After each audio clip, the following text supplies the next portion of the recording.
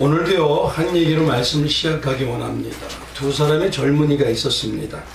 그 청년 두 사람은요, 그 당시에 믿음과 지혜가 가장 뛰어나다고 하는 랍비에게 찾아갔습니다. 그래서 그 랍비를 통해서 온전한 예를 갖추면서 이렇게 질문을 하기 시작했습니다.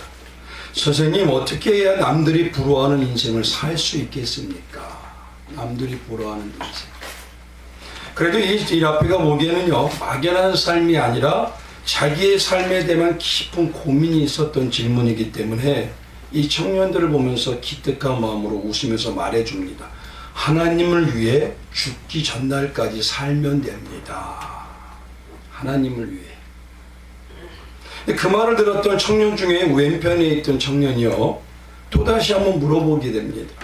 그럼 선생님, 우리가 언제 죽을지도 모르는데 어떻게 죽기 전날까지 살 수 있다는 것을 알 수 있습니까?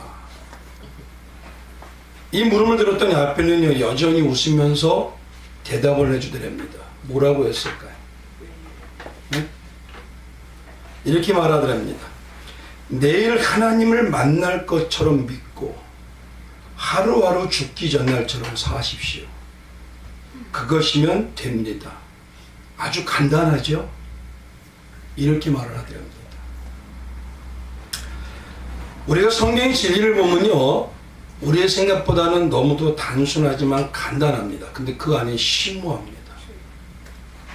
근데 많은 세상적인 미혹과 현실적인 삶 속에서요, 하나님의 중심의 가치관으로 살기라는 건 쉽지는 않습니다. 왜냐하면 우리가 사는 시간이 세상의 시간에 비해서 너무 적기 때문에 그렇게 돼요. 근데 성도는요, 그렇다고 해서 이런 삶을 포기해서도 안 됩니다.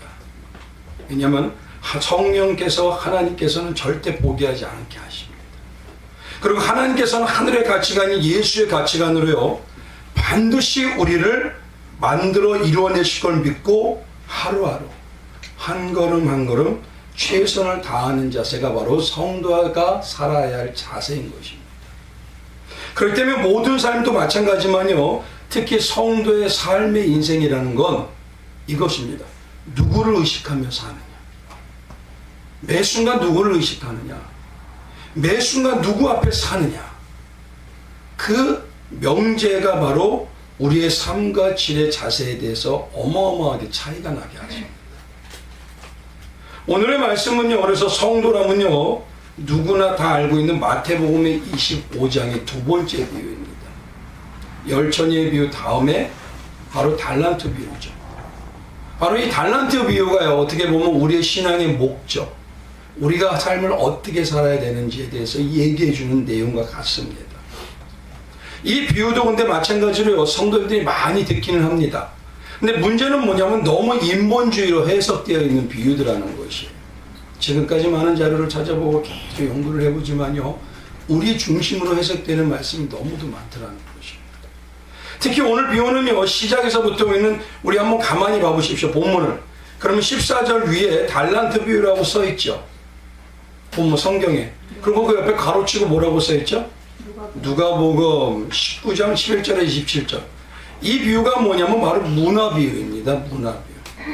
그 문화라는 비유와 맥을 같이 하는 비유입니다. 근데 전에 말씀드린 대로요, 누가복음이라는 것은 누가 썼냐면 누가가 썼는데 그의 직업이 뭐냐면 의사입니다. 의사는요, 누구보다 사실적으로 기록해야 되죠. 그리고 그것을 시간 순으로 맞게 해야 되는 게, 진선을 해야 되기 때문에 그렇게 대한 기록입니다.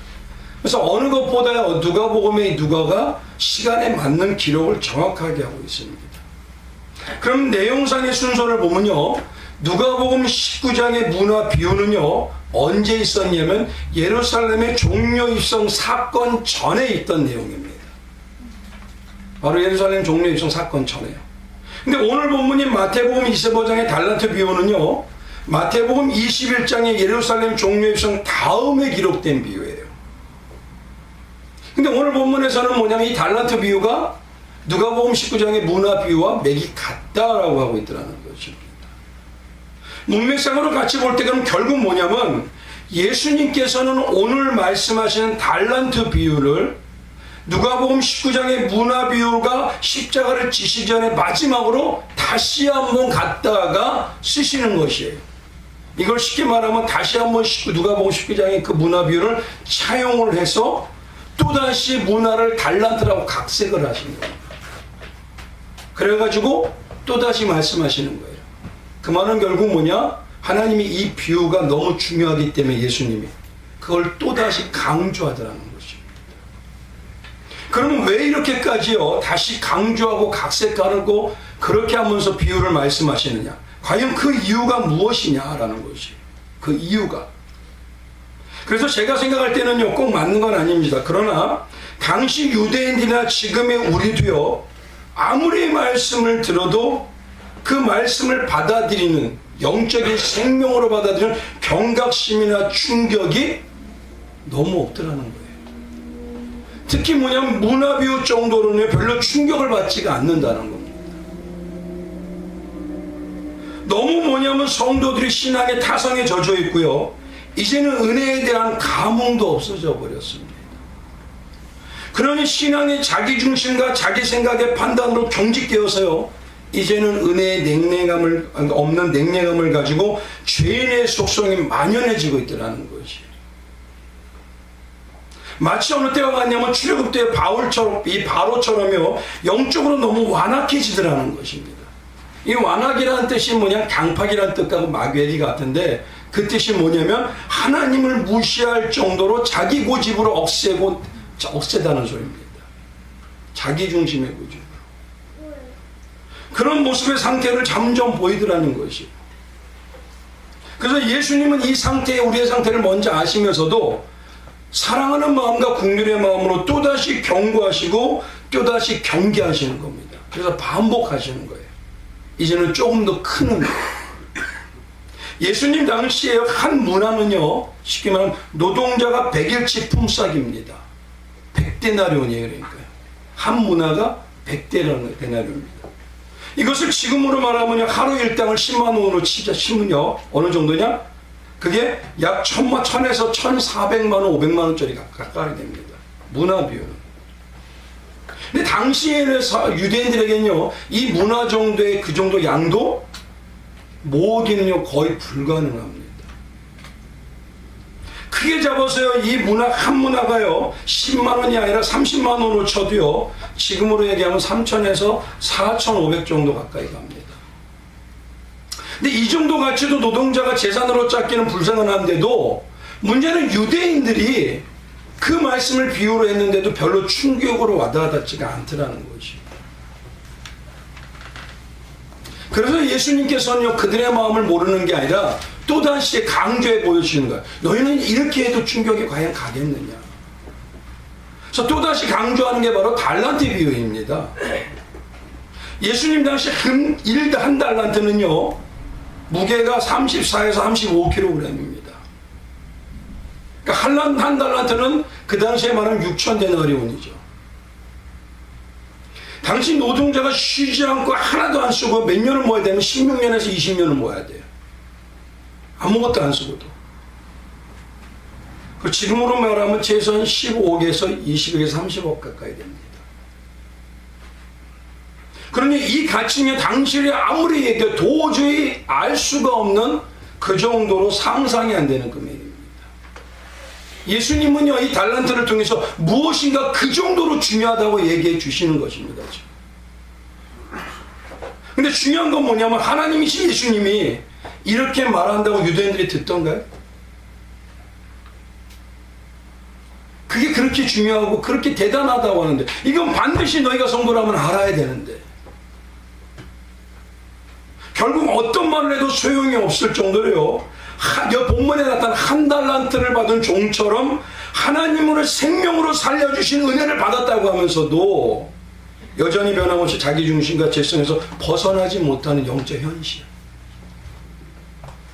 우리의 그 상태가 얼마나 만연하고 심한지, 얼마나 신앙과 하나님까지도 이용하며 판단한 죄성이 깊은지를 또다시 지적해 주면서 말씀해 주시는 거예요. 아무리 말도 안 되는 재산 정도가 되더라도 지금도 마찬가지죠. 제가 가끔 쓰는 게 뭡니까?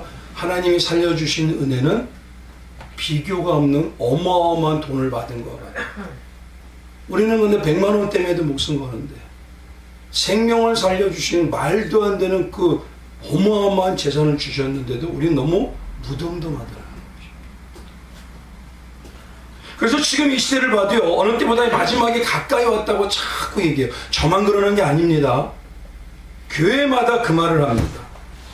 또 놀라운 건요, 목회자뿐만 아니라 사역자뿐만 아니라 성도님들까지도 마지막에 징조를 자꾸 느낀다고 얘기까지 해요. 그렇죠. 이게 제 말만이 아닙니다. 근데 너무도 문제는 뭐냐면 이제 곧 징조가 다가오고 전쟁이 다가온다는데도 충격이 없어요. 뭐죠 도대체? 그건 삶에 너무 빠져 산다는 거죠. 그러니 자기 중심의 상태로 영적으로 무덤덤해지니까 마치 예수님께서 예루살렘을 뭐라고 하냐면 이 예루살렘이 돈 하나 남지 않고 멸망할 것이다. 그 경고를 분명히 하셨어요. 그리고 얼마 지나지 않아 로마의 티토 장군이 와서 진짜 예루살렘을 다 무너뜨려 버립니다. 근데 여전히 깨이지 못하고 여전히 그 모습으로 있더라는 것이 그거에 대한 경고와 같습니다. 그러니 오늘 말씀을 들으시고요, 내가 선조로 생각하지 말고 마지막 때 정말 예수님이 찾으시는 참 신앙, 그 신앙이 우리에게 지금 잘 지득되고 있는지, 또 하늘 신부로 올바로 장성해 가고 있는지, 내가 지금 자다가 깨고 있는지, 아니면 여전히 깊은 잠에 빠져 있는지, 오늘 그 신앙에 대해서 주밀하게 점검하시고 돌아보는 시간 되시길 주님의 이름으로 축원드리겠습니다.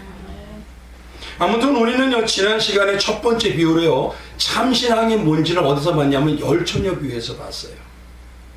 그래서 오늘 시간에 그것만 잠깐 짚고 연결해서 한번 넘어가겠습니다.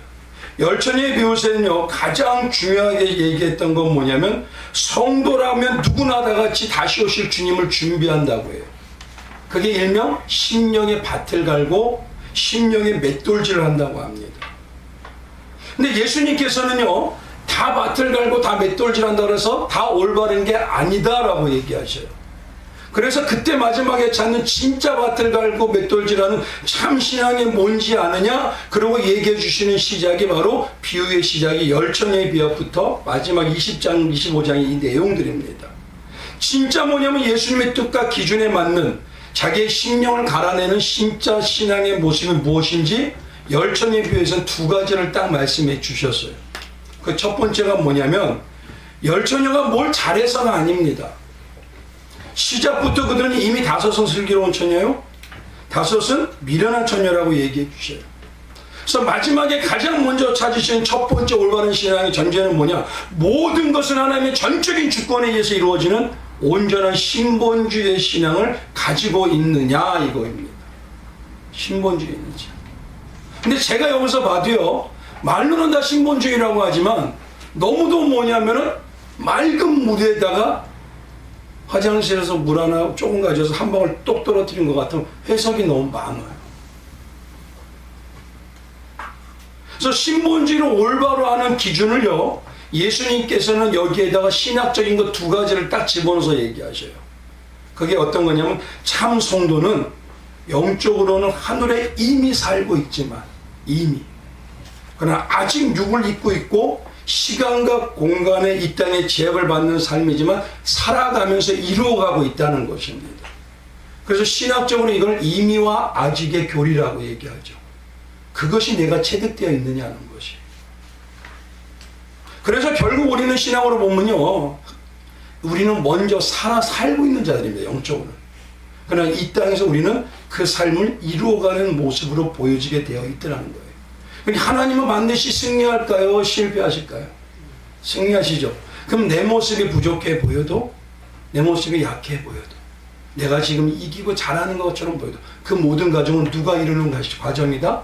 하나님이 이루어가는 신본주의 과정이다. 그러니 내 삶에서 낙심할 이유가 없는 것. 나는 지금 이겨가고 있는데. 그럼 신앙에서 자꾸 어떻게 될까 어쩌을까 하는 거는 뭐냐면 그 신본주의가 믿음이 안 간다는 거죠. 그러니까 이런 이미와 아직 교리와 같이요, 우리가 또 하나 가지고 있는 게 성도는 창세전에 택해 주셔서 예수님의 십자가의 은혜로 믿어지게 하심으로 구원하여 하늘 백성으로 삼으시기 위해서 이미 창세전에 작정하셨다는 거예요. 그 작정하신 하나님은 그 뜻대로 지금 예정으로 이루어가고 있더라라는 겁니다. 열천의 비유에서요, 이 두 가지 교리를 꼭 얘기하세요. 이미와 아직의 교리, 작정과 예정의 교리. 근데 문제는 물어보고 싶은 게 성도님들인데, 그게 뭐예요? 그러면 이걸 한마디로 설명을 못 하시더라고요. 근데 그것이 내 안에 설명이 돼야 지금 내가 하나님을 신본주의 전능하신 하나님으로 믿고 있는 겁니다. 두 번째는 뭐냐면요, 이 열천의 비유가 혼인잔치 비유로 시작을 합니다. 혼인잔치로. 그러면 중요한 거는요, 내가 지금 주님과 살고 있냐는 거예요. 살고 있습니까? 살고 있는 척 하는 것 같습니다. 우리가 살고 있다는 것은 뭐냐면요, 십자가의 승리만이 완전한 승리라고 믿는 겁니다. 그래야 그분하고 살고 싶어집니다. 하나님의 가장 큰 비밀이요, 능력의 비밀이라고 믿는 겁니다. 그래야 살고 싶어집니다. 나의 유일한 만왕의 왕이고 모든 것을 이룰 수 있는 만주의 주라고 믿는 겁니다. 그래야 살고 싶으니까요. 그러한 성도만이 예수님과 혼인하여 살고 싶은 모습으로 나타나더라는 것입니다. 그게 바로 일명 바울 신학 중에서 가장 많이 말하는 그리스도 안에 산다는 신학이에요. 그리스도 안에 있는 자는 새로운 피조물이다. 예수 안에 있는 자는 그 안에 있는 자.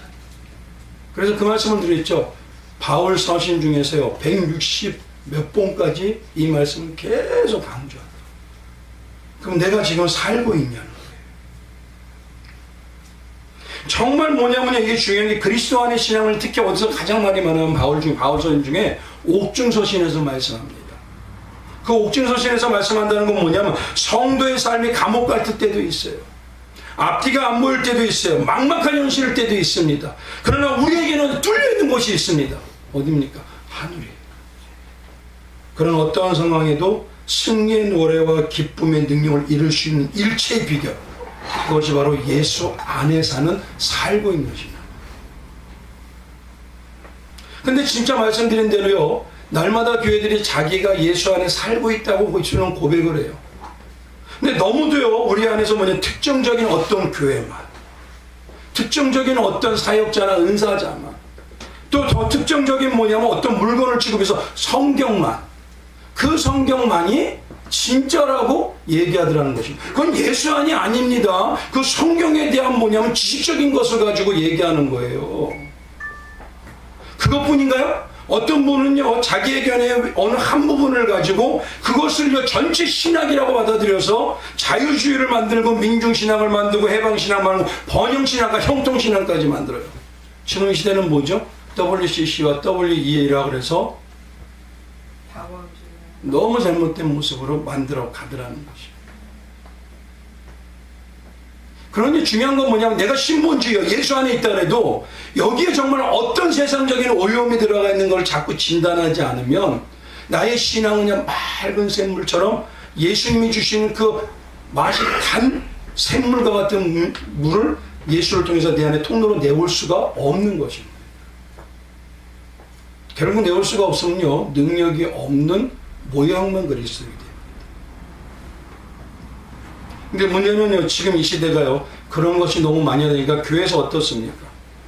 편협하게 말씀드린 대로 같은 고향이나 같은 생각이나 같은 학교나 학벌이나 아니면 내가 지금으로 얘기하면 정치적이나 지방색이나 그것을 가지고 이익 집단을 만들고 기득권을 가지고 사람이 이제는 교회가 주인이 돼버려요. 사람. 바울이 근데 뭐라고 하죠? 내가 사람을 좋게 하랴 하나님을 좋게 하라. 근데 그렇게 해서 사람의 모습들이 만연해지고 있어요. 결국 그거는 나에게 주신 하나님의 복을 거부하는 것과 똑같습니다. 그런데도 모르더라. 그러니 이 진리의 두 진리에 대해서 지난 시간에 말씀드렸던 것, 종료와 그 다음에 슬기로운 열천의 비유에서 얘기했던 그 내용을 꼭 숙지하셔야 돼요. 그래서 오늘도 세 번째로 연결을 시켜야 되기 때문에. 오늘은 세 번째 시간으로요. 어떤 세 종류의 종에 대한 달란트 비유입니다. 근데 이 비유를 말씀드린 대로요. 문화와 비유가 맥을 같이 해요. 그럼 오늘 이 두 비유를 통해서요. 그 중에 먼저 달란트 비유 통해서 하나님 예수님께서는 마지막 때 성도가 갖춰야 될 신앙이 세 번째로 뭘 얘기하는지 한번 그걸 보기 원합니다. 특히 오늘은요. 먼저요. 오늘 비유의 말씀을 온전히 알기 위해서는 우리가 영적으로 배경적으로 반드시 알아야 할 두 가지가 있습니다. 그래야 이 본문의 말씀의 이 내용을 정확하게 알 수 있어요. 그 첫 번째가 뭐냐면 이겁니다. 오늘 비유의 내용에서 핵심 대상이 누구입니까? 종이죠. 그렇다면 성경에서 말할 때 예수님이 말하는 올바른 종은 과연 뭐냐를 알아야 돼요. 그래야지 그 예수님의 기준을 가지고 우리가 분별할 수 있기 때문에. 그래서 성경에 보면요. 예수님은 종에 대해서 많이 말씀하십니다. 특히 그 중에서도요. 우리에게 반드시 이런 종의 모습이 이루어지기를 원한다라면서 너희는 이런 종이 되어라 라고 하는 종의 모습이 있어요. 그게 바로 누가복음 17장에 어떤 종일까요? 무익한 종입니다. 그래서 7절에 이렇게 얘기합니다. 너희 중 누구에게 밭을 갈거나 양을 치거나 하는 종이 있어 밭에서 돌아오면 그대로 곧 와 앉아서 먹으라 말할 자가 있느냐. 도리어 그들은 내 먹을 것을 준비하고 띠를 띠고 내가 먹고 마시는 동안에 수종 들고 너는 그 후에 먹고 마시라 하지 않겠느냐. 그리고 10절에 뭐라고 하냐면 이렇게 합니다. 이와 같이 너희도 명령받은 것을 다 행한 후에 이러기를 우리는 무익한 종이라. 우리가 하여야 할 일을 한 것뿐이라. 근데 한번 보십시오. 지금 신앙은 어땠죠? 내가 주님 한 만큼 주세요. 이 무익한 종은요, 되기가 참 어려웠어요. 특히 이 무익한 종의 믿음을요, 이 말씀드렸던 누가복음 17장 7절에서 10절까지 말씀에 앞에 뭐라고 써 있는지 아세요? 6절에? 6절에 보면요, 가장 우리가 원하는 큰 믿음. 그 믿음이 어떤 믿음이죠? 겨자씨 믿음입니다. 그 믿음과 연결해서 나오는 얘기입니다. 그래서 6절에 이렇게 얘기해요. 주께서 이르시되 너희에게 겨자씨 하나만한 믿음이 있었더라면 이 뽕나무보다 뚜리가 뽑혀 바다에 심겨라 했을 것이요 그것이 너희에게 순종하였으리라. 그리고 나오는 게 뭐냐면 너희 중에 누가 밭에서 갈거나 양을 치거나 이 얘기예요. 그럼 이걸 한마디로 말하면 이겁니다. 결국 성도라면 누구나 원하는 그렇게 능력이 나타나는 겨자씨 믿음이 바로 어떤 믿음이냐? 무익한 종의 신앙이라는 겁니다. 무익한 종의 신앙이 안 되면 겨자씨 믿음의 역사는 불가능하다는 소리예요. 그러면 이렇게 볼 때요. 본문에 칭찬받는 오늘 종들이 있죠. 5달란트와 2달란트. 그들이 칭찬이 왜 주었을까요? 그러면 그럼 올바른 주님이 원하는 무익한 종의 신앙이라는 거 아닙니까? 그들이. 그래서 5달란트, 2달란트 종의 신앙은요. 그들이 하는 자세가 바로 무익한 종의 신앙이라는 거예요. 그런 신앙의 마음에서 우러나왔기 때문에 그들은요. 어떤 불평도 안 합니다. 그래서 오늘은 먼저요. 하나님의 자녀이고 신부인 우리에게 반드시 있어야 할 신앙의 덕목 중에서 오늘 말씀한 칭찬을 한 두 종의 모습이 그 핵심인 무익한 종의 신앙. 그것이 과연 무엇인지를 오늘 먼저 말씀을 알아야 합니다. 그 성도가 바로 참 교회 안에 있는 성령 받은 알곡 성도요. 성령과 동행하는 성도라는 것이에요. 근데 오늘 본문에 가만히 보면요. 이 무익한 종이란 말이 한 군데 써 있는 부분이 있어요. 그게 어딜까요? 30절 한번 가보십시오. 보면 마지막 절입니다. 우리 한번 같이 읽어볼까요? 시작. 이 무익한 종을 바깥 어두운 데로 내쫓으라. 거기서 슬피 울며 이를 갈리라 하니라. 똑같이 무익하다고 하죠. 똑같이 무익한 종. 근데 한 무익한 종을 왜 그렇게 칭찬하는데 한 무익한 종을 왜 버려지라고 할까요?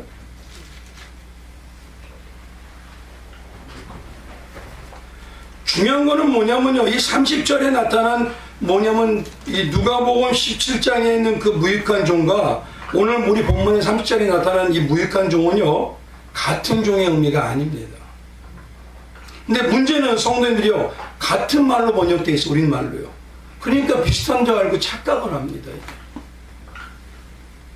그래서 우리말로는 같은 말로 번역될지 모르지만 원어적으로 온전히 영적으로 알아야 이게 왜 틀린 거구나, 이게 왜 중요한 거나 라는 걸 알 수가 있습니다. 그래서 먼저요, 또 이게 뭐냐면 종에 대해서 말한 무익한의 의미를 먼저 찾아보면 누가복음 17장에는 무익한 종은요, 헬라어로 뭐라면 놀로이 아크레이오스라고 합니다. 놀로이 아크레이오스. 근데 그걸 말하는 게 뭐냐면 자기 스스로 자신을 소용없는 종, 가치 없는 종, 쓸모없는 종이라고 여기며 고백하는 신앙이다. 자기 스스로. 지금 뭐냐면 모든 것은 주인 것이에요. 모든 것은 주인 뜻대로 이루어지는 게 맞습니다. 그것을 잘하는 종으로서 주인이 없으면 자신은 존재 유무도 없어지는 거예요. 그런 종이 고백하는 바로 신앙이 바로 이 신앙입니다. 그래서 누가복음 17장에 바로 무익한 종이 바로 이 말이 놀로이 아크레이오스라고 하는 말이에요. 이 종의 표본이 누굴까요? 예수님이죠. 그리고 이 신앙을 말한 사람이 누굴까요? 바울입니다. 바로 이 신앙이 뭐냐면 모든 것이 주인이신 하나님의 것이고 그때서 이루어진 게 맞기 때문에 하나님이 하면 자신 존재도 할 수 없고 막대기와 같은 좋은 존재라는 그런 죄인의식이 뚜렷한 자의 모습이에요. 그래서 이 누가복음 17장은 뭐냐면 스스로 나는 쓸모없는 자입니다. 나는 뭐냐면 가치 있는 자입니다. 그러고 고백하는 것입니다. 근데 그에 반해서 오늘 본문의 무익한 종은요, 단어가 틀려요. 그 헬러가 뭐냐, 톤 아크레이온 툴론이라고 합니다. 톤 아크레이온 툴론. 그래서 이걸 풀어 말하면요, 이겁니다. 여기 잘 들으셔야 돼요. 뭐냐면 이겁니다. 바로 이 모습이 예수님이 볼 때 가장 쓸모없는 모습이고 가장 보여지는 모습이고 종으로서는 예수님과 관계가 없는 모습이다, 이 소리예요. 무슨 말씀인지 아시겠죠? 앞에 거는 뭐라고요? 내가 스스로 죄인의식인데 이 부분은 예수님이 뭐냐면 이 모습이 가장 쓸모가 없어요. 이 모습은 나와 전혀 관계가 없는 모습이야. 그리고 그는 반드시 버려질 종의 모습이야. 그게 바로 이 한 달란트가 가지고 있는 무익한 종의 말이다. 그래서 이를 신앙으로 말하면요, 오늘 본문의 한 달란트 종의 모습이요, 하나님이 보실 때는 지금 우리에게 가장 쓸모없고 예수님과 관계없이 버려지는 종의 모습이에요. 근데 어떤 거죠? 종이 어떻게 합니까? 지금 주인을 어떻게 하고 있습니까?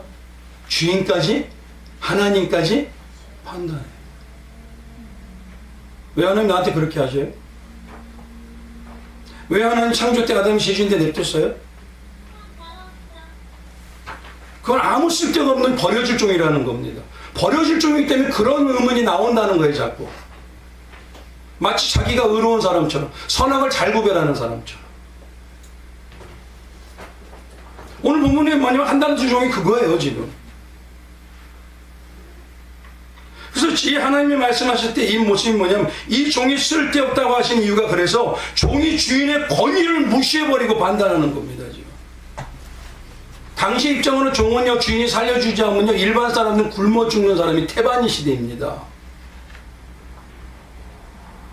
하루 한 끼 먹기도 힘든 시대예요. 근데 그 은혜는 완전히 없어져 버렸어요.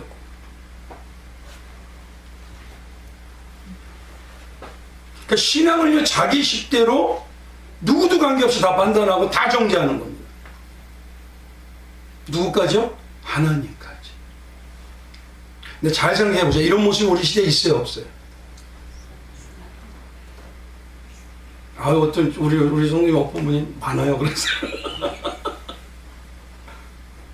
그겁니다, 바로 이게. 그래서 뭐냐면요, 주인이신 하나님의 교회 안에, 주인은 하나님입니다. 근데 무익한 종의 신앙으로요, 점점 강성해지고 장대해지고 장성해하고 신부로서 놀라운 삶으로 변화되는 자들이 있어요. 근데 그들은 많지가 않아요. 제가 안타까운 거 교회마다요, 만 교회라도요, 교회 움직이는 건 100명밖에 안 된대요. 그를 통해서 하나님이 말도 안 되는 역사가 나옵니다. 근데 반면에 마지막 때가 될수록 자신이 주인이 돼요. 하나님 자리에 앉는 우상까지 됩니다. 그래서 하나님까지도 판단하고 하나님의 일까지도 정죄해버려요. 근데 그것이 문제는 뭐냐면 잘못되고 있다는 걸 모르고 그래요. 근데 그만큼 무조건적으로 자기가 잘하고 있다는 생각이 만연한 상태. 이게 진짜 위험한 예수님의 그건 나하고 관계없는 모습. 가장 쓸데없는 성령이 아무 관계가 없는 자예요. 오늘 그 얘기해 주시는 거예요. 그래서 오늘 이 시간에 먼저 알아들게요. 올바른 종이 무익한 종이 뭐냐.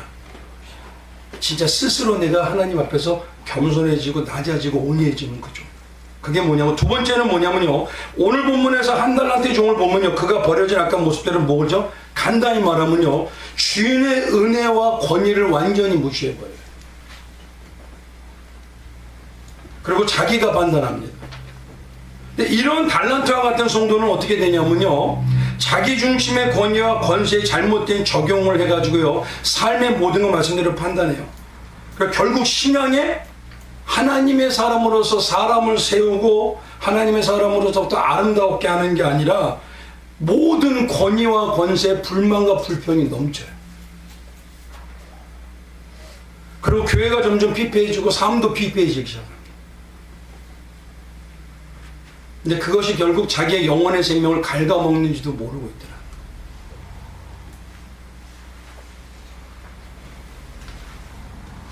근데 안타까운 현실이 오늘 본문의 한 달란트 종처럼요. 성도이고 예수님의 종이라는 성도들이 영적 권위와 권세라는 이 부분을요. 너무 잘못 알고 있어요. 지금. 너무 잘못 알고 있어요. 그래서 오늘은 두 번째로요. 우리가 자주 말하는 하나님이 세우신 권위와 권세에 순종해야 됩니다라는 이 말의 의미. 그게 어떻게 해야지 순종하는 것인지. 그 의미를 올바로 성경적으로 말씀드려야 됩니다. 알아야 됩니다. 왜냐하면 사람마다요. 자기가 내가 복음식으로 순종했다 안 했다. 순종했다 안 했다. 요거 어마어마한 문제가 있는 겁니다. 지금. 그게 지금 뭐냐면 내가 한 달란트 종처럼 지금 점점 만연하게 쌓아가고 있다는 소리예요. 그렇기 때문에 우리가 오늘 알아야 될 게 두 번째는 뭐냐면 올바른 권위에 대한 순종이 뭐냐. 성경에. 올바른 권위에 대한 순종이 뭐냐. 요 두 가지에 대해서 이제 말씀을 드리기 원합니다. 그럼 첫 번째는 뭐냐. 예수님이 말씀하신 올바른 무익한 종의 신앙에서의 참 모습과 영적인 신앙의 자세가 과연 뭐냐는 거예요. 이 무익한 종에 대해서요. 전에 몇 가지의 모습을 통해서 말씀을 드렸었습니다.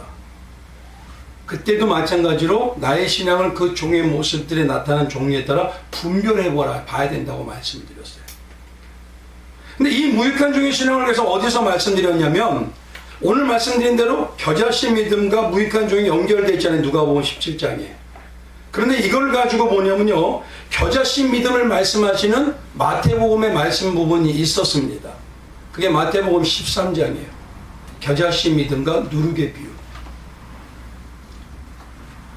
그렇게 말씀을 드릴 때 무익한 종의 자세 뭐라고 하냐면 누룩에 있는 부분을 가지고 가루 서말을 갖다가 부풀려서 빵을 만들려고 하는 어머니인 여인과 같은 모습이다 라고 말씀을 드렸어요. 가루 서말을 가지고 그것을 부풀려서 반죽을 해서 빵을 만들려고 하는 어머니의 모습. 그래서 마태복음 13장 30절에 보면요. 겨자씨 믿음을요. 거기 두 번째는 뭐냐면 이렇게 얘기해요. 또 비유로 말씀하시되 천국은 마치 여자가 가루 서말 속에 갖다 넣어 전부 부풀게 한 누룩과 같으니라. 이 작업은 뭐냐면 빵을 만들기 위한 작업입니다.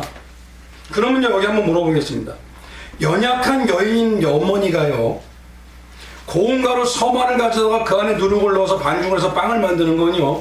쉬울까요? 어려울까요? 이거 어마어마한 일입니다. 왜냐하면 여기서 말하는 서말은요. 적은 양이 아닙니다. 쌀 한 마리 몇 킬로일까요? 14에서 15kg입니다. 한 마리. 8kg. 근데 그걸 가지고 더 재서 넘어가면 8kg에서 14, 15kg까지 다 넘어가는 경우도 있어요. 옛날에는 이 차이가 좀 있었어요. 근데 서말은 대략 이렇게 얘기하면요, 당시 유대인들이 말하는 그 정도의 계산법을 한다. 그건 우리가 얘기하는 거잖아요. 근데 갠다면 그들이 말하는 건 40에서 45km 사이예요. 40km는 대략 얼마나 될까요, 사람이? 날씬한 여인 한 사람의 무게예요. 그 정도 양의 가루를요 만드는 겁니다. 그럼 가루를 만들 때 어떻게 해야 돼요? 이게 쉬울까요? 그것뿐만 아니라 누름을 거기다 놓고 반죽을 합니다. 어마어마한 양이죠. 자꾸 부풀려요. 부푸는데 이걸 더 반죽을 해야 돼요. 그러면 이 반죽을 할 때요, 이게 쉬운 일이 아닌다면 그 여인의 어머니는 무슨 마음으로 그렇게 했을 거냐 이거예요. 에이씨, 나는 왜 맨날 밥만 차려? 이랬을까요? 아, 내가 밥순이도 아니고, 아, 내 인생을 왜 이렇게 기부하고 박복해? 이랬을까요? 그럼 과연 이 여인이 무슨 마음으로 준비했을까요? 어머니가 가족을 위한 마음, 자녀를 위한 마음, 사랑의 마음, 힘들고 수고하는 일을 감당해도 기쁨으로 했다는 거죠. 이것이 뭐냐면 바로요, 무익한 종의 마음하고 동일하다는 소리예요. 정말 주인인 예수님께서 십자가의 대속의 은혜로 생명까지 주시면 살려줬어요. 솔직히 나는 살려주지 않아도 돼요. 나는 그렇게 잘난 사람도 아니에요. 뛰어난 사람도 아니에요. 나를 써주시지 않아도 나는 뭐라고 할 말이 없어요. 나는 버려져 죽어도 세상에 뛰어난 사람이 넘치고 많습니다. 어떤 사람이 옛날에 그냥 이렇게 사투리로 천지빽가리입니다.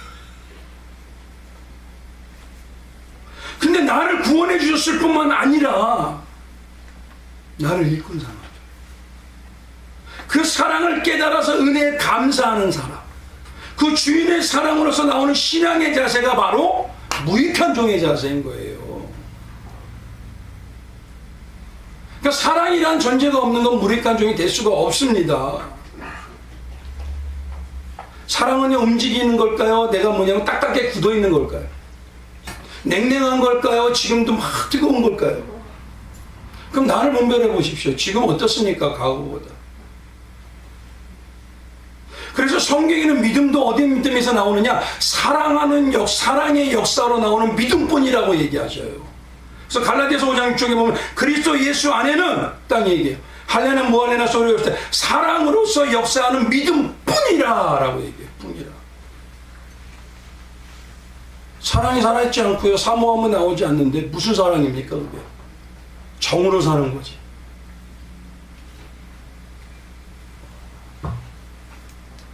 그냥 정으로 사는 거, 그냥 의무로 사는 거지. 그게 무슨 사랑이에요? 바로 이 여인과 같이 자신을 주인이 얼마나 사랑하는지를 알아요. 지금도 나를 얼마나 사랑하는지를 알고 있어요. 그래서 그 주인만을 사랑하고 신뢰하는 종의 신앙이 바로 무익한 종의 신앙입니다. 근데 여기서 알아야 될 게 이 종의 마음이라서 일반적으로 우리가 가지고 있는 종의 개념이 아닙니다. 이 돌로스라고 말하는 이 종은요, 오히려 종보다는 뭐냐면 노예로 번역하는 게 맞습니다. 노예다.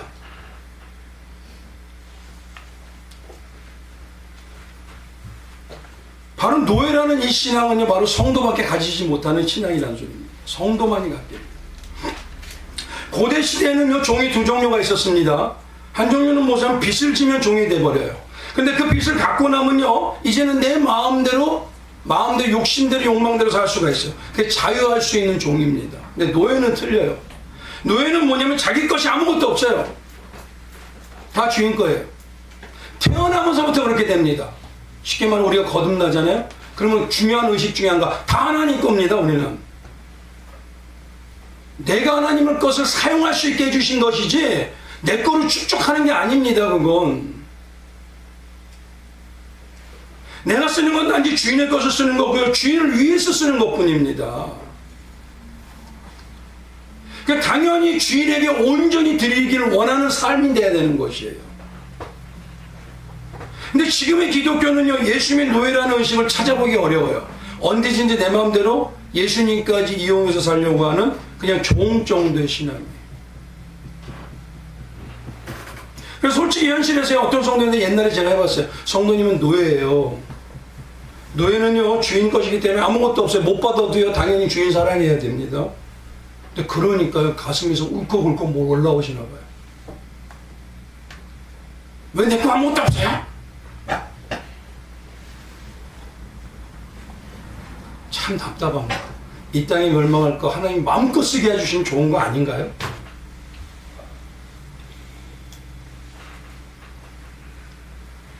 결국 왕이고 주인이신 예수님의 생명으로 살려주신 그 은혜, 그 은혜를 받은 나는 그 안에서 사는 거듭난 자요, 나는 태생이 바뀐 자라는 노예의 마음이 아닌 것입니다.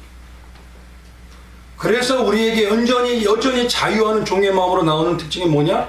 대가적이고 거래하는 신앙이에요. 잘 생각해 보십시오. 나의 신앙 말은 하지 않아요. 이 속 안에서 다들 뭐냐면 대가 말하자. 이렇게 했으면 이렇게 해주셔요. 물론 어린 신앙일 때 자녀일 때는요 그럴 수 있습니다. 그러나 장성하게 되면 어떡하죠? 우리 삶에서도요 부모님이 좋아하는 게 뭘까? 내 걸 드리면서 하는데 이건 신앙 안에서 오래됐다고 하는데 장성하기보다는 이제는 점점 인큐베이터 될 쪽으로 들어가려고 해요. 그게 바로 유대인들이 말하는 가식과 외식의 모습. 아무튼요 나에게 오늘 나오는 신앙이 이런 예수님만 사랑하는 마음으로 나온 어머니와 같고 무익한 종의 마음이 신앙이 몇 가지로 우리의 신앙의 마음을 분별해 봐야 돼요. 첫 번째요. 무익한 종의 신앙은 뭐냐면요. 종은 자기 것이 없죠. 그래서 첫 번째는 뭐냐면 내 자아가 죽고 주인만 생각하는 십자가의 신앙이냐는 거예요. 내 걸 살려주세요. 내 걸 더 채워주세요. 나를 많이 해주세요. 주여 주여 주여 주여 기도하면서 채워주세요. 이게 많으세요. 주님 내가 어떻게 해야지 기쁨을 드릴 수 있을까? 이게 많으세요. 이런 노예와 같은 성도는요 자아가 죽어가는 사람입니다. 근데 그런 사람을 일명 신앙에서 뭐라고 하냐? 하늘의 미랄의 성도라고. 근데 놀랍지 않습니까? 누가 요한복음 12장 24절에 가면요 하늘의 미랄들이 어떻게 되면요 진짜 열매 받는 방법, 진짜 내 삶에서 놀라운 복이 나오는 방법이 요거라는 겁니다. 어떻게 해야 된다고요? 죽으면 이게 전제입니다. 하늘 그대로 죽지 않으면 하늘 그대로 죽으면 어떻게 된다고요? 많은 열매를 맺는 거예요. 그래서 본문에 5달란트하고 2달란트 받았다는 이자들은요 주님 안에서요 지금 뭐냐면 죽어가는 자예요. 근데 한번 생각해 보십시오. 1달란트 받았던 그가 부담이 클까요? 5달란트 받았던 그가 부담이 더 클까요? 아니 좀 안타까운 성도들이 다 기도 열심히 해서 주야라는 이유가 더 많이 주시고 더 높은 권세 주시고 더 대단한 능력 주세요. 그럼 왜 부담감은 생각 안 하죠? 민족을 이동했던 모세가 보세요. 250만을 이동했습니다. 그거 얼마나 부동합스러우면 하나님 나를 데려가 주시옵소서.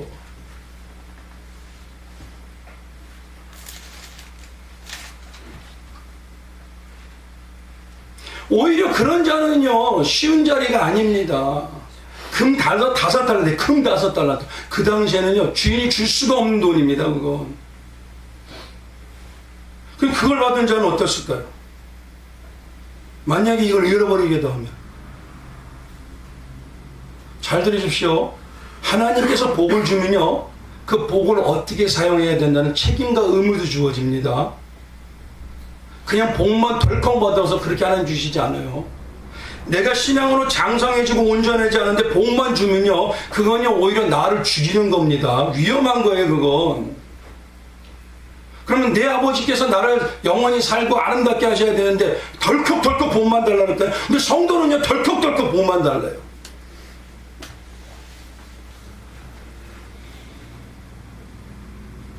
근데 5달란트나 2달란트 갔던 자리 한번 성경해 보십시오. 그들이 무엇인가 불만을 얘기하는 게 있어요? 저 같으면요 아 주인님 나도 똑같이 1달란트 주세요 다. 아 나 이거 부담스러워. 많이 잃어버리면 어떻게 해요? 저 같으면 그랬을 거예요. 나는 이거 감당 못하겠어요. 아니 주려면 쟤네들도 다 4달란트 주세요.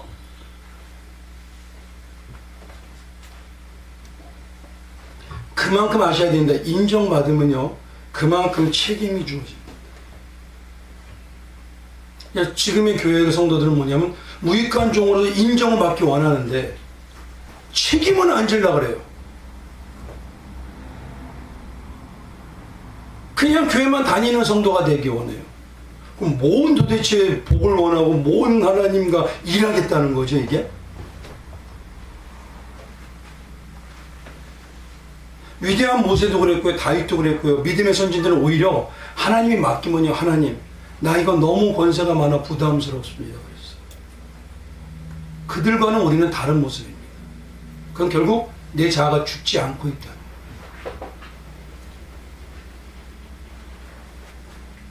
오히려 근데 놀라운 건요, 교회 안에 불평하는 사람들의 특징이 뭐냐면 사랑한다는 말은 수없이 해요. 근데요, 수고와 헌신은 싫어합니다. 놀랍습니다. 그러니까 말은 많이 하는데 하나님 앞에서 진짜 헌신하는 사람은요, 그거를 가꾸기를 원해요. 더 아름답게, 더 좋게. 판단하는 사람도 뭐냐면 거기에 마음이 없다는 소리입니다. 그거.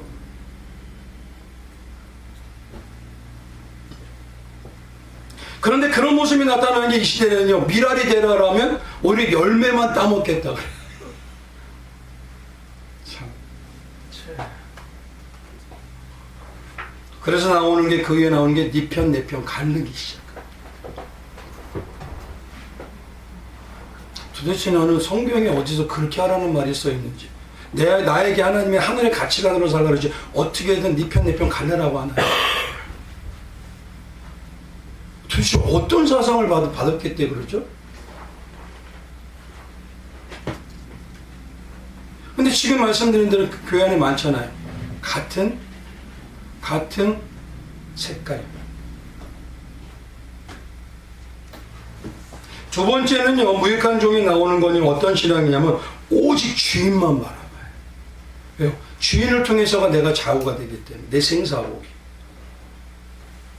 그리고 주인이 하신 일이면 무조건 신뢰해요. 그걸 신뢰하기 때문에 주인이 하신 일은 완벽하니 그 삶에 동참하려고 하고 동행하려고 합니다. 그래서 종에게 나오는 신앙은 무조건 뭐냐면 이거예요. 우리가 그렇죠. 하나님이 하신 일이면 그것이 내 눈에는 망에게 보여도 다 옳습니다. 어떠십니까? 이렇게 말씀하세요? 아니면 하나님 내 인생이 왜 이렇게 만드셨지? 이래서요.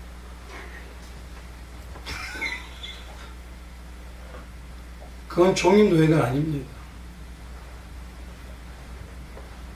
저는 처음에 여기 와서요, 진짜 맨 땅에 헤딩이었어요. 누가 이 교회 컨테이너 한다고 합니다. 근데 그때 하나님 깨닫게 하신 게, 하나님이 저를 이렇게 만드셔도 그거면 맞습니다. 그것이면 충분합니다. 근데 안타까운 건요, 10년, 20년, 30년, 40년 신앙생활 했는데도 초월이 안 돼요, 성도들이. 여전히 세상에 묶여있어요. 주인을 신뢰하는 거는요, 저리 가라고 해서 내가 주인 되어가고 있어요. 그래서 제가 항상 말씀드렸죠. 이 신앙을 어떤 신앙이냐? 만과 도의 신앙이라 했죠. 예수만 있으면, 그분이 목자면 어떤 상황이라도, 사망의 험침한 골짜기라도, 시냇가의 아름다운 생수라도 나는 만족해. 근데 돈은 뭡니까? 나에게 온전하게 해주지 않으면 나는 세상 것도 예수님처럼 그 정도로 귀합니다.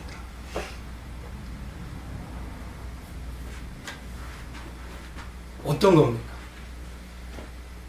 무익한 종이라면요, 만의 신앙이지 도의 신앙은 안 됩니다.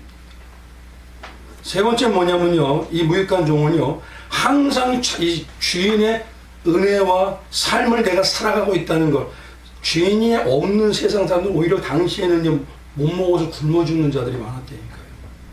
근데 살고 있다고, 그것도 풍족하게 먹고 있다는 생각이 내 마음이 있기 때문에 나오는 신앙의 모습이 은혜에 감사하시나요? 우리 성도님들 은혜를 고백하면서 감사가 많으십니까? 아니면은 어떤 건 감사한데 어떤 건 또 감사가 안 돼요. 내가 분별하죠. 우리 데살로니가 5장 전서 5장에 말하죠. 뭐하라? 범사에 다 배워요. 왜 범사에 감사할까요? 그 하나님이 내 아버지는 내가 망해 보여도, 내가 안 돼 보여도, 내가 부족해 보여도 지금 나는 완벽하게 승리한다니까요. 그런 은혜의 감사신앙이 나오지 말래야 안 나올 수가 없는 겁니다. 참성도에게는. 네 번째는요, 이겁니다. 그 주인의 말이 주인을 신뢰하기 때문에 주인의 그 말씀이 나의 생사복을 좌우한다는 것 때문에 말씀만 온전히 따르며 순종해요. 말씀만. 우리에게 주인의 말씀은 뭡니까?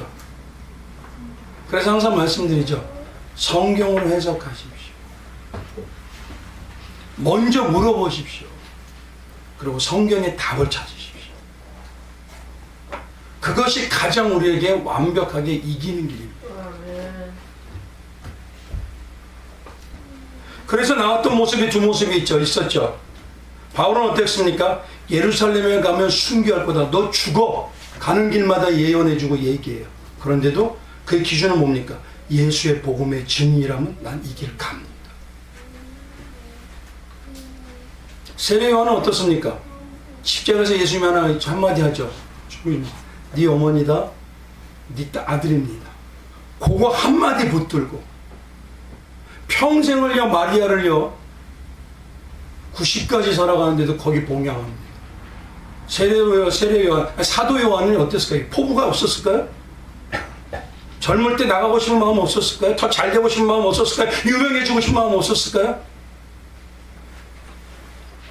근데 그 한마디부터 죽는 날까지 예수의 사랑이 전부입니다 라고 고백하면서 끝까지 밤모성에서 기록에 하면요 살다가도 다시 와서 또 마리아를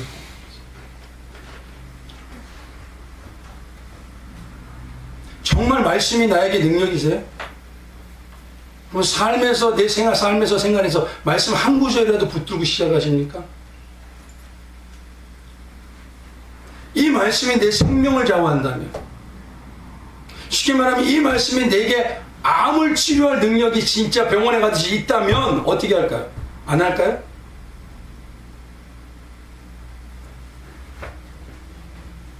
바로 뭐냐면 오늘 본문 말씀에 2달란트하고 5달란트 성도가 이런 모습을 가지고 있었다. 그 종들이. 두 번째는 뭐냐면 이제 오늘 말씀 알아야 될게요. 1달란트 종이 가장 잘못한 게 뭐냐면 주인의 은혜를 모르고 주인의 권위를 무시하는. 근데 성경으로 말하면 지금 얘기하면 기독교에 있는 성도들이요 이 권위에 대해서 너무 잘못하고 오해하는 부분이 많아요. 그래서 어떤 분은요 이렇게 얘기해요. 모든 권위는 하나님이 세우셨으니까 무조건 순종해야 돼요.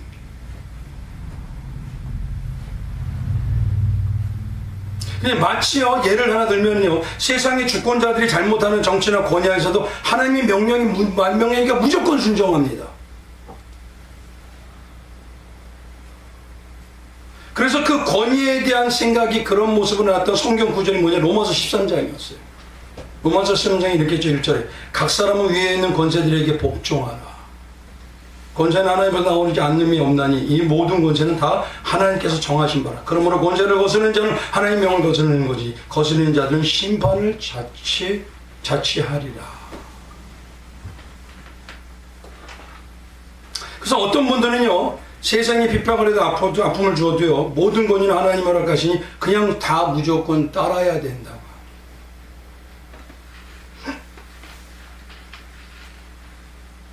근데 문제는 뭐냐? 현실적으로 이 모습을 보면요 우리가 뭐냐면 세상에 살고 있어서 세상의 주권자들에 대해서 따라댈 때 주권자들의 권위에 순종하는 모습이 사람에 따라서 틀리게 적용이 돼요. 이게 왜냐하면 말로는요 모든 권위에 순종하라고 하면서 사람의 대상에 따라서 그 권위에 순종하기도 하고 아니기도 한 모습이 나와요. 그건 뭐냐면 권위의 순종이 아니라 내가 내가 가지고 있다는 소리입니다. 예를 들면 뭐냐면 있습니다. 어떤 대상이나 주권자가요 나와 같은 동향이나 가치관이 같은 가치관이나 정치색이 같으면요, 아무리 잘못해도요, 무조건 다 호의적으로 이해해요. 용서라는 잣대로 모든 걸 해석을 합니다. 그럴 수 있어, 그럴 수 있어, 그럴 수 있어. 근데 자기가 인정하지 않은 어떤 대상이 딱 되면요, 그 주권자에게는, 그 권위자에게는요, 참 잘한 것도요, 다 폄하시켜버립니다.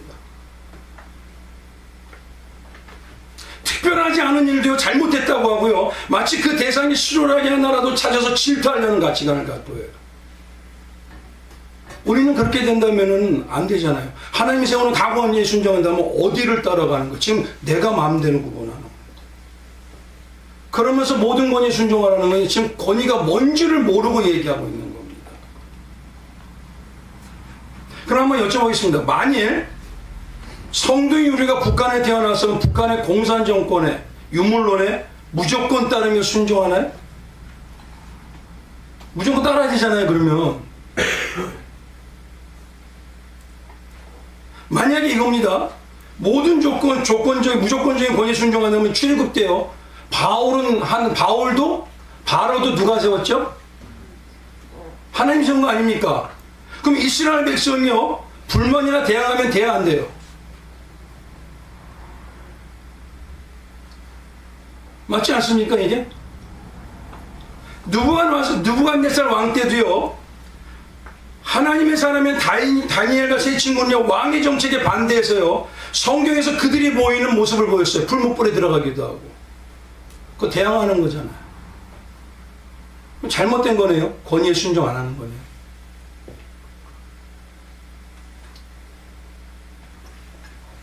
그러면 잘못된 사울왕에 반대하는 사무엘은 뭐죠? 잘못된 다윗에게 반대하는 나단 선지자는 뭡니까? 예를 말하면 지금으로 얘기하면요, 교회에서요, 목자인 제가 잘못을 해도요, 권위가 세워졌으니까 무조건 따라와야 되잖아요. 불만 갖지 말고. 맞죠? 이게 성경이 말하는 무조건적인 권위의 순종입니다. 그렇게 해석을 하기 시작하면. 근데 정말 그렇게 불만 없이 따라오던가요, 지금 이 시대가? 그럼 뭡니까 도대체? 그럼 올바른 권위를 분별한다는 게 뭐냐는 거예요, 도대체. 그걸 알고 분별해야 되죠. 기준이 뭔지를 알고 분별을 해야 되잖아요. 근데 놀랍도록요, 성경에 보니까 잘못된 권위에도 예수님께서 온전히 따르고 순종했던 모습이 있어요. 그게 어디냐? 요한복음 19장입니다. 19장에 가면 이렇게 써 있습니다. 10절에 빌로다고 이르되 내게 말하지 아니하느냐, 내가 나를 놓을 권한도 있고 십자가에 못 박을 권한도 있는 줄 알지 못하느냐. 예수께서 대답하되 위에서 주지 아니하셨더라면 나를 해할 권한이 없으려니와 그러므로 나를 내게 넘겨줄 자의 죄는 더 크다 하시리라. 여기는 예수님이 다 따라가요. 생명까지 걸고. 도대체 뭘 기준으로? 그러니까 내가 기준이 아닙니다. 자꾸 내가 기준을 삼아놓고 이게 하나님이 주신 기준이라고 착각하지 마세요. 오히려 나는 잘못하면 어마어마한 죄 짓고 있는 겁니다, 그거. 그래서 중요한 건 뭐냐면요, 과연 내가 세상의 삶에 살면서 성도 안에는 우리가 그럴 수 있다지만 세상의 권위에 어떻게 어디까지 따르고 순종해야 되는 거예요. 네. 반대로요, 세상의 잘못된 권위에 어디까지 대항을 해야 되는 거냐. 어떻게? 이걸 분별해야 되는 거예요. 이제 여기서부터 중요해집니다. 이제 잘 들으셔야 돼요. 성경에는요, 권위와 권세라고 해석되는 단어가 많습니다. 한 5가지가 돼요. 그런데 대표적으로 예수님 쓰신 게 뭐냐면 크게 2가지예요. 첫 번째 뭐냐면 권위를 dynamis라고 합니다. dynamis는 뭐냐면 권능, 능력, 힘, 물리적인 역사예요. 그럼 쉽게 말하면 이겁니다. 하나님 안에 있는 전능하신 능력, 하나님 안의 능력, 그걸 dynamis라고 합니다. 근데 오늘 본문에요, 말씀하시는 이 단어, 이 권위의 순종은 뭐냐면 엑수시아라고 합니다. 엑수시아. 그래서 아까 말씀드린 대로 하나님의 권위가, 하나님의 능력이 전능하신가 놀라운 능력을 얘기할 때, 그래서 이 말에서 나온 게 어떤 말인가 나오냐면 다이나마이트 있죠. dynamis에서 나온 말입니다, 이게. 이해가 되시죠? 그만큼 어마어마하게 폭발이 나온다는 소리입니다. 그리고 우리가 말할 때 다이나믹이라는 말이 있잖아요. 마이마. 그게 똑같은 말이에요. 거기서 나온 말이에요.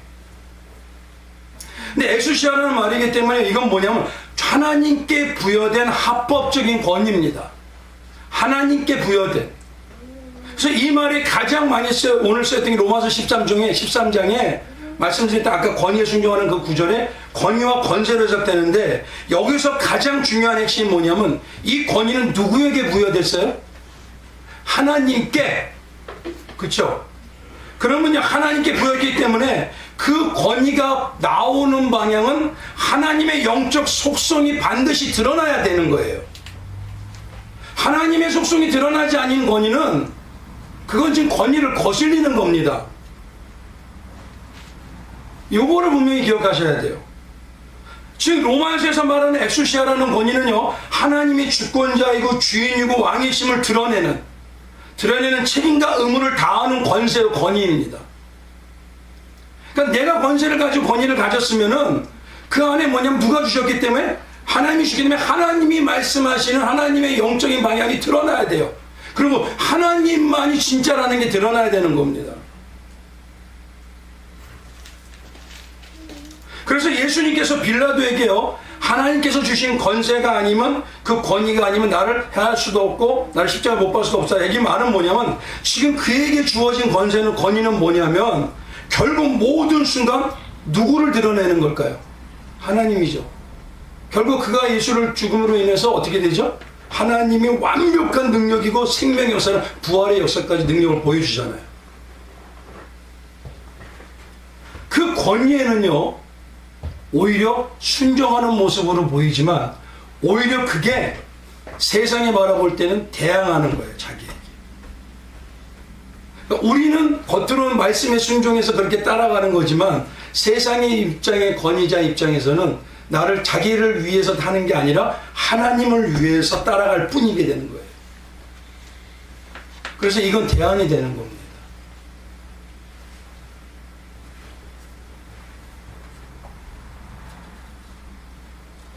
여기서 중요한 건 뭐냐면요 하나님의 가치관으로 권위와 권세를 사용하지 않을 때는요 그 행위와 모습이 죄가 있는 잘못된 모습이라고 말할 수 있는 것이 순종입니다. 그게 바로 뭐냐 하나님이 세우신 권위와 권세에 순종하는 거예요. 잘못된 겁니다. 하나님이 드러나지 않습니다.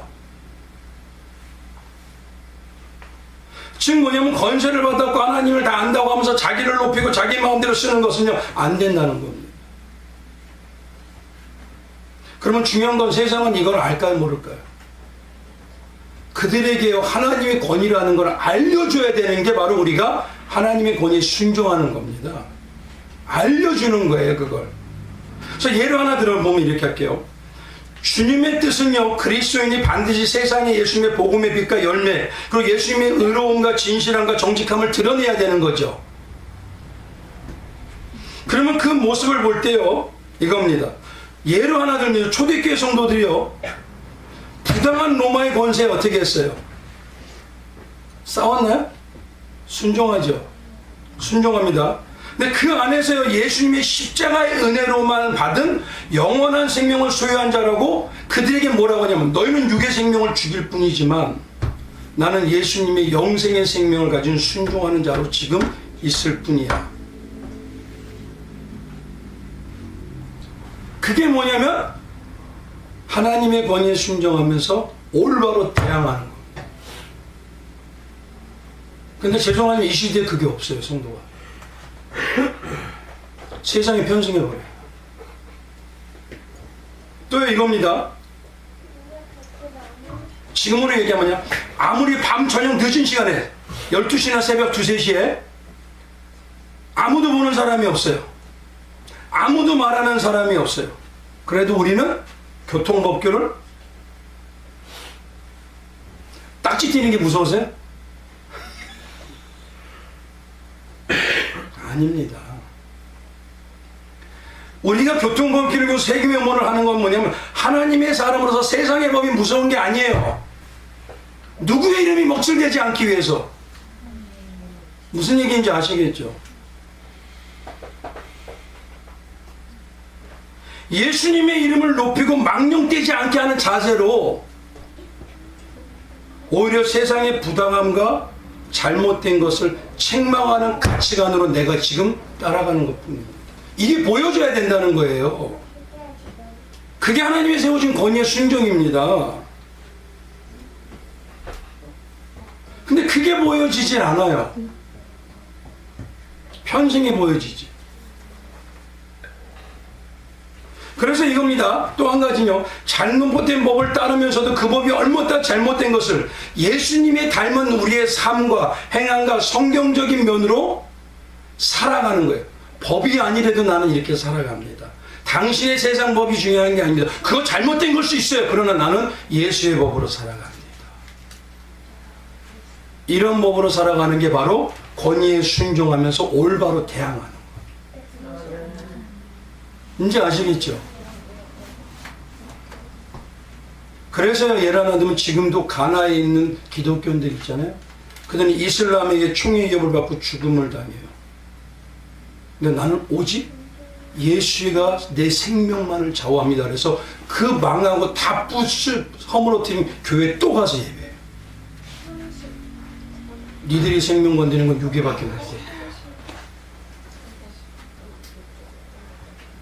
근데 이런 가치관을 가지고 살아야 될 하늘의 권위에게 주신 권위에 순종하는 성도가 대상에 따라서 틀려요. 적용이. 뭡니까 이거? 대상에 관계없어요. 우리는 누구나 하나님의 말씀을 드러내고 예수를 높여야 되는 자입니다. 그래서 이런 세우신 권위에 온전히 순종했던 뚜렷한 예가 누군지 아세요? 예수님 당시? 바로 세례 요한이에요. 세례 요한은 어떻습니까? 마가복음 6장에 가보면요. 세례 요한은 헤로데에게 동생의 아내를 취하는 것이 옳지 않다고 앞에서 대놓고 얘기를 해요. 당신 그거 아니야! 당신 왕은요 절대적입니다. 한마디로 죽여요. 결국 뭐냐 왈때 왕이 절대 권력의 두려움이나 무서워하지 않아요. 근데 불리함에도요 하나님의 가치를 가지고 정직과 진실을 가지고 단호하게 권면하고 책망하는 겁니다. 그걸 어디까지 육신의 생명을 걸고 뭐냐면 내 진짜 영육간의 주인은 누구다? 하나님. 그래서 진짜 세례 요한의 그 모습이요 권위에 온전히 순종하면서 하나님을 드러내는 올바른 대항 모습입니다.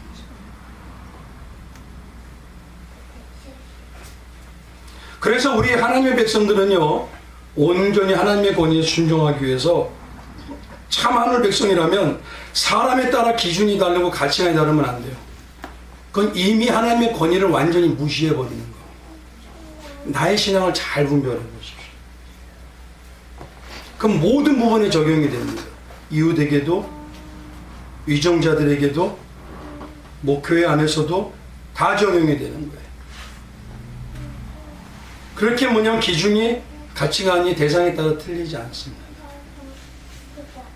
그래서 올바른 신앙의 가치관에 하나님의 권위의 순종자는 예수를 드러내기 위해서 담대하게 두려움 가운데도 얘기할 때도 있고 그를 통해서 그가 변화되기를 기대하는 거예요.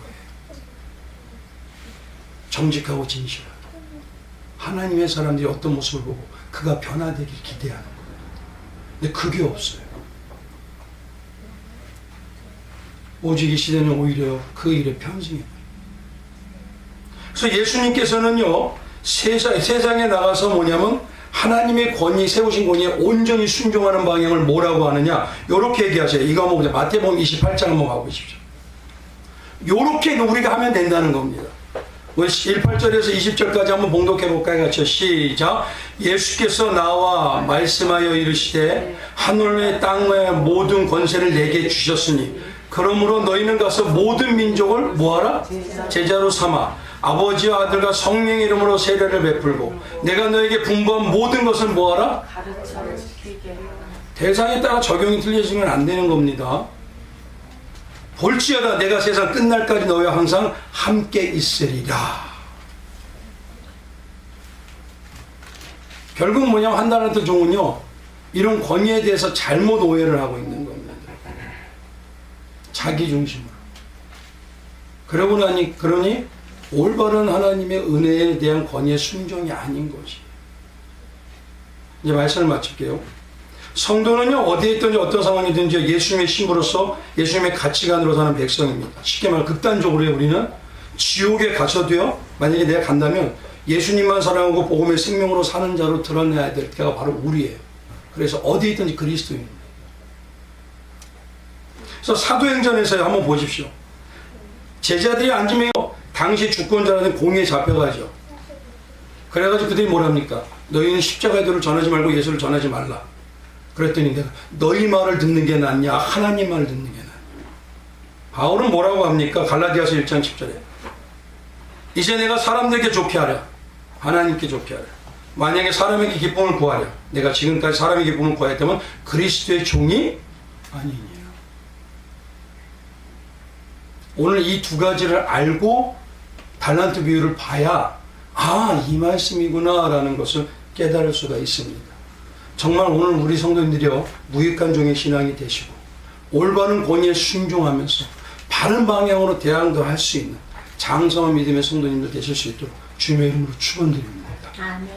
기도하겠습니다. 존귀하신 하나님 감사합니다.